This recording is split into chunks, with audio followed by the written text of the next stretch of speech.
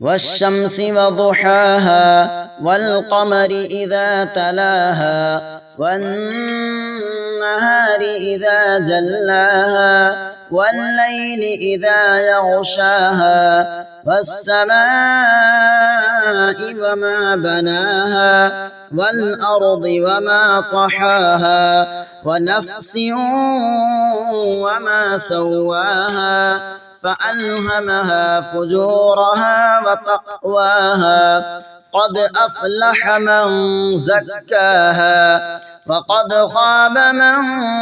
دساها كذبت ثمود بطغواها إذ انبعث أشقاها فقال لهم رسول الله ناقة الله وسقياها فكذبوه فعقروها فدمدم عليهم ربهم بذنبهم فسواها ولا يخاف عقباها.